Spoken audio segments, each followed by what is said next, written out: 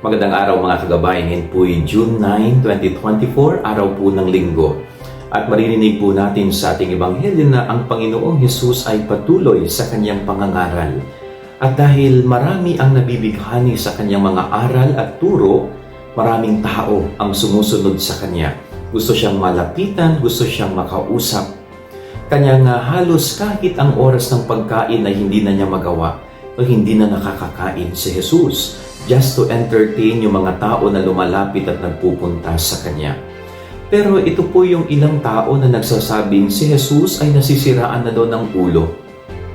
Ina-accuse nila ang ating Panginoon na nababaliw na siya. Ganun na lamang kadesperado ang mga taong ito. Hindi nila nauunawaan ang ginagawa ni Hesus. Hindi nila nauunawaan ang misyon ni Hesus. Pero bakit gano'n na lamang sila kung mag-accuse at magalit sa ating Panginoon? Ano pong ibig sabihin nito sa buhay natin bilang mga tao? Tayo mga tao, napakadali nating mag-accuse ng kapwa. Napakadali nating magalit sa ating kapwa-tao.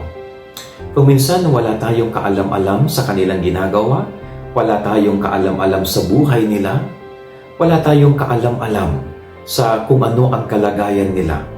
Pero tayo, napakabilis nating mag-accuse, napakabilis nating magalit sa kanila.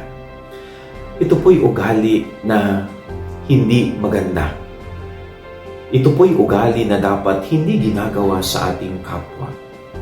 Ito po'y ugali na dapat ay iwasan ng isang Kristiyano. Ginawa nila ito kay Hesus. Gagawin mo rin ba sa iyong kapwa? Kung hindi mo lubos na kilala ang iyong kapwa-tao, sana huwag kang manghuhusga at mga-accuse sa kanya.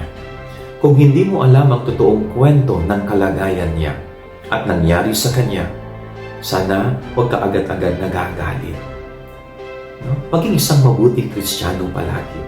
Huwag nang huhusga, huwag agad nagagalit sa ating kapwa-tao. Yan ang ating gabay-aral ngayong maghapon. God bless po sa inyo lahat. Pagpalain kayo ng Panginoon.